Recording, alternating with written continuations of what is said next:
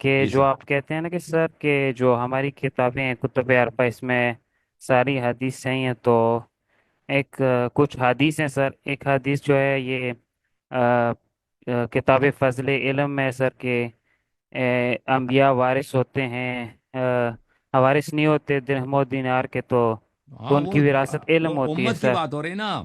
امت کی بات ہو رہی ہے, ان کی فیملیز کی بات نہیں ہو رہی ہے. علماء انبیاء نے امتوں کو اپنی کیا میراث دی ہے.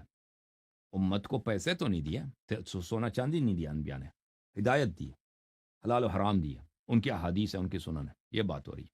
فیملیز کی بات نہیں ہو رہی ہے. اوکے. تو سر یہاں پر پھر آتا ہے کہ ہم اہل بیت جو ہیں نبی صلی اللہ علیہ وسلم کی احادیث کے وارث ہیں، تو مطلب پھر اس میں وہ بات نہیں آ جاتی وہ کہ آپ میرے ذہن دیکھیں, میں وہ وہی. کتاب فضل العلم میں جو ہے نا, ہم اہل بیت علیہ السلام جی اس طرح کہ میں آپ کو دکھا دیتا ہوں بھائی.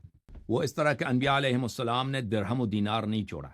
درہم و دینار نہیں چھوڑا یعنی امت کے لیے, نہ کہ اپنے اہل خانہ. وَإِنَّمَا أَوْرَثُوا أَحَادِيثَ مِنْ أَحَادِيثِهِمْ, انہوں نے اپنے احادیث کو میراث میں چھوڑا ہے. فَمَنْ أَخَذَ بِشَيْءٍ مِنْهَا فَقَدْ أَخَذَ حَظًّا وَافِرًا, جو اس کو حدیث ملے تو اس کو بہت بڑی خزانہ ملا.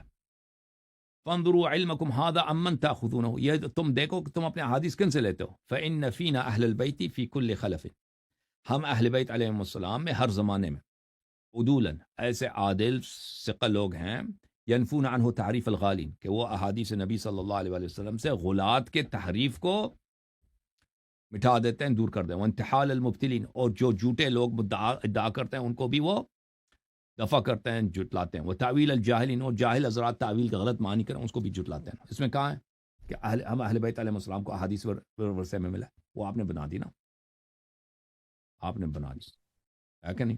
بنا دی نہیں بنائی آپ نے. اچھا.